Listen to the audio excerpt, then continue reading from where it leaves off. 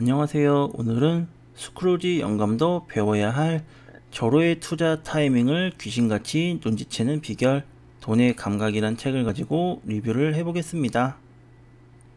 이 책은 비즈니스 북스에서 2019년 8월에 출판을 하였고요. 저자는 이명로 님입니다. 교과서에서는 돈을 한국은행이나 조폐공사에서 발행한다고 알고 있죠. 가격이 오르는 것은 공급이 부족하거나 수요가 많기 때문이고, 반대로 가격이 내려가는 건 공급이 늘어나거나 수요가 많기 때문이라고 설명을 합니다. 그런데 이상합니다. 뉴스에서는 우유가 남아돌고 빈집도 늘어나고 있다고 하는데, 마트에 가보면 우유 가격이 올랐고 부동산 중개소에선 집값이 또 올랐다고 합니다. 우유나 아파트가 골동품이 아닌 건 분명한데, 교과서에서 배웠던 수요와 공급으로 인하여 가격 결정론이 통하지 않습니다. 아무래도 교과서를 개정해야 될 때가 된 것 같습니다. 내 월급만 빼고 다 오르는 이유. 미디어에서는 대부분의 산업이 석유를 이용해 물건을 생산하기 때문에 유가가 오르면 자연히 물건 가격이 오른다고 하는데 맞나요? 정말 그럴까요? 물가와 반대로 여러분의 임금 상승은 거의 미비합니다. 아니, 오히려 줄어든 사람도 많죠. 가격 결정의 중요한 요인은 파는 물건이 귀해지는 경우, 돈이 많이 늘어나 흔해지는 경우 두 가지입니다.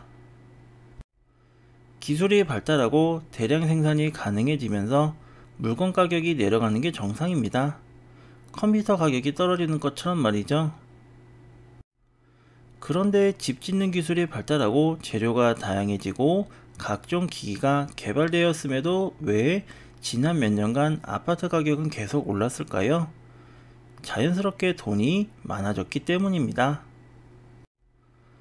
통계를 봐도 임금은 그리 많이 인상되지 않았는데요. 적어도 우리 임금은 별로 오르지 않았습니다. 그렇습니다. 실제로 돈이 많이 늘어난 것은 누군가가 더 많은 돈을 빌려서 썼기 때문입니다. 돈이 곧 빛이 나는 평범한 상식을 모르고 있던 사람들은 소득이 증가해서 돈의 양이 늘었다고 착각했을 뿐입니다. 돈을 낮은 이자율로 쉽게 빌릴 수 있으면 더 많이 빌려서 다른 물건과 교환하기에 당연히 가격이 올라가는 것입니다. 몇 년 전 대구, 부산, 광주, 울산 등지의 아파트 가격이 치솟았던 이유는 이들 지역의 인구가 갑자기 늘어 수요가 폭발해서가 아니라 이자율이 낮아 돈을 쉽게 빌릴 수 있었기 때문이죠. 신용화폐 시스템의 치명적 모순. 시중에 돈이 남아돈다고 하는데 사실 개인은 돈을 벌기가 더욱 힘들어지고 있어요. 이자는커녕 원금조차도 갚기 힘들어요. 우리가 하나의 통화체제인 섬 안에 갇혀 있다고 가정해 볼게요. 이 섬에는 단 3사람, 중앙은행 A와 시민 B씨만이 있습니다. 시민 B가 중앙은행으로부터 연이율 5%로 1만원을 빌렸다고 합시다. 그는 1년 뒤에 1만원에 이자 500원을 더한 1만 500원을 갚아야겠죠. 시민 B는 배 한 척을 시민 C에게 1만원을 주고 샀습니다. 그리고 1년 내내 열심히 고기를 잡아 돈을 벌려고 합니다. 만일 중앙은행이 발행한 돈의 총액이 1만원이라면 문제가 커집니다. 시민 B가 벌 수 있는 최대의 돈은 그 섬에 있는 돈을 모조리 모아도 1만원 뿐이라 이자 500원을 더 벌 수가 없죠. 500원이 나올 수 있는 방법은 중앙은행이 돈을 더 발행하는 것 뿐입니다. 애초에 1만원을 빌렸던 시민 B가 중앙은행에 5천원을 갚아버리면 그 5천원은 중앙은행 금고에 잠을 자고 섬에는 5천원만 남습니다.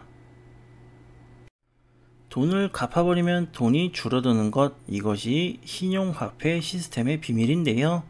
문제를 해결할 열쇠는 결국 더 많은 돈을 풀어내는 것 밖에 없습니다. 다른 섬에 가서 돈을 훔쳐올 수도 있고 다른 섬에 있는 사람들이 이 섬에 돈을 들고 오는 방법도 있겠죠. 그런데 외부에서 돈을 가져오는 것은 항상 제한이 되어 있습니다. 수출이 매번 늘어날 수도 없을 뿐더러 외부의 투자로 돈이 유입되려면 돈을 벌 수 있는 사업이나 상품이 존재해야 됩니다. 결국 중앙은행이 돈을 더 많이 빌려줘야 문제가 해결되는 거죠. 부동산 가격 상승이 동력. 일자리는 곧 소득이며 소득은 소비입니다. 소비는 다시 생산을 일으켜 경제 순환고리를 이어주죠. 일자리가 풍부하면 사람이 모이고 도시화가 확대되며 부동산이 오릅니다. 그 결과로 부채가 늘어나고 주택을 구입하려면 은행에서 대출을 받아야 하죠. 결국 부채는 자산 가격 상승을 보여주는 지표가 됩니다. 수원에 전세로 살고 있는데 제2동탄지역 아파트 가격이 하락 조정을 보이고 있어 매수하고 싶은데 어떤가요? 아파트 구매로 미래의 투자 수익을 얻을 가능성이 있나요? 앞으로 삼성전자가 일자리 수를 늘릴 가능성이 높을까요? 줄일 가능성이 높을까요? 삼성전자 직원이시니 판단하실 수 있을 것 같습니다. 결과가 궁금하시죠? 판단은 여러분께 맡기겠습니다. 그 대답은 삼성전자에 대한 관점 차이에 따라 달라질 수 있기 때문입니다. 삼성전자의 공장과 여기서 생겨나는 일자리가 수원, 영통, 화성, 기흥 등에 걸쳐 있기에 그동안 주변 지역에 주거용 주택이 필요할 수밖에 없었습니다. 앞으로 반도체 가격의 상승과 함께 삼성전자의 성장이 지속될 수도 있지만 그 성장이 일자리를 동반하지 못한다면 가격은 내려갈 가능성이 크죠. 울산, 창원, 군산 등 지방 아파트 가격도 이와 유사한데요. 이들 지역은 최근 조선업의 불황으로 대규모 감원이 있거나 GM 자동차의 철수 등이 겹친 곳입니다. 이 지역 아파트가 갑자기 늘어났거나 인구가 줄어서 부동산 가격이 하락한 게 아닙니다. 일자리가 줄어들면서 아파트를 구입할 대출을 감당할 여력이 없어졌기 때문입니다. 다른 돈의 감각 이야기는 책으로 한번 즐겨보세요. 처음부터 끝까지 흐름이 있기 때문에 제가 리뷰에서는 몇 가지를 끊었지만은 앞에서부터 끝까지 정도 가시는 것을 추천을 드립니다.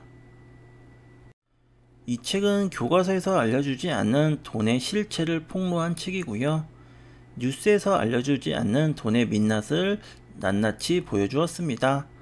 한번 읽어서 이해할 수 있는 책이 아니니까요. 구매하시어 여러 번 읽어서 돈의 감각을 배우시면 좋을 것 같아요. 오늘의 책사의 이야기는 끝입니다. 유튜브에서 수학이 알고 싶다와 책사의 이야기를 운영하고 있으니까 관심 있으시면 한번 와주시면 좋을 것 같습니다. 시청해 주셔서 감사합니다.